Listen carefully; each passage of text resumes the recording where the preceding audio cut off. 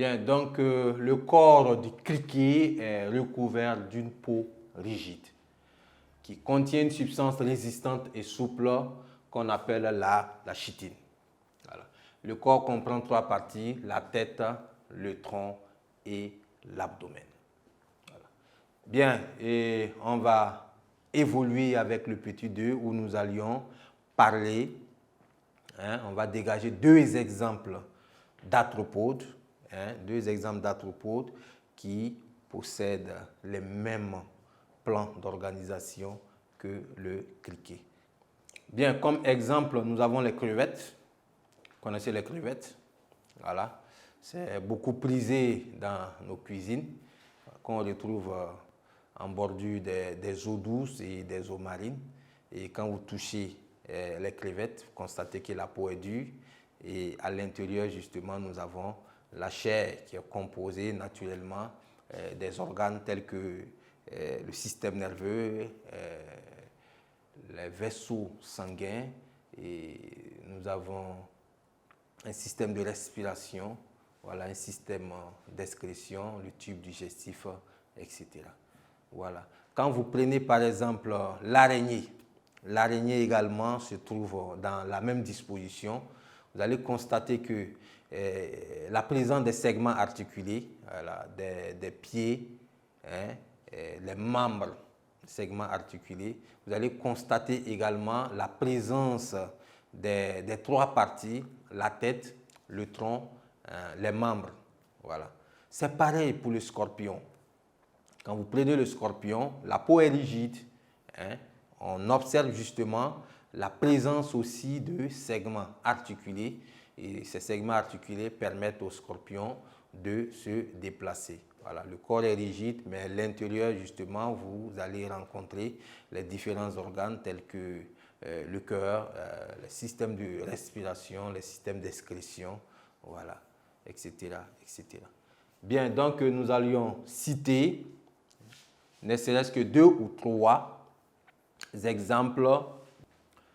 Bien, chers apprenants, chers élèves, en ce qui concerne les exemples d'arthropodes, ici nous avons fait mention de 3 invertébrés pluricellulaires, les crevettes, les scorpions et les araignées. Les crevettes font partie de la classe des crustacés, voilà, possèdent un corps articulé et une peau chitineuse. Voilà. Et en ce qui concerne les scorpions et les araignées, ces deux-là présentent une même organisation, voilà, corps recouvert de peau chitineuse. Quand je dis peau chitineuse, c'est une peau justement qui comporte la chitine. J'ai parlé de la chitine, c'est une substance résistante. Voilà. C'est cette substance-là qui permet à la peau d'être rigide. Donc, corps recouvert de peau chitineuse, bouche en paire de crochets, respiration pulmonaire. Voilà, on peut résumer ça ainsi. Bien, donc, en troisième lieu, en ce qui concerne les arthropodes, nous allions parler de notions d'arthropodes.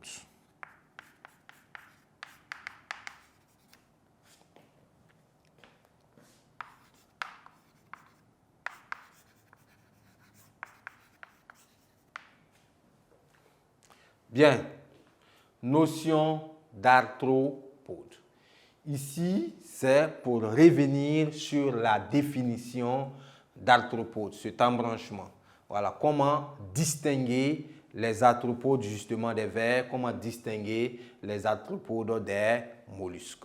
Bien, donc ici, pour reconnaître un arthropode, c'est justement par la présence des segments articulés, par la rigidité du corps, voilà, la peau chitineuse.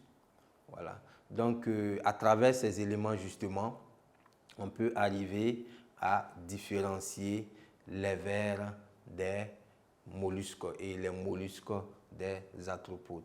Il faut aussi dire que dans l'embranchement des arthropodes, ce sont des êtres qui se muent. Se muer, c'est changer de peau, changer de plumage, voilà, se transformer lors justement de son évolution. Vous voyez qu'il y a des animaux à un moment donné de sa croissance, peut changer totalement de peau. Il peut se débarrasser de sa peau et se retrouver avec une nouvelle peau. Souvent, c'est saisonnier, souvent, c'est annuel, etc., etc. Voilà. Il y a le plumage actuel également.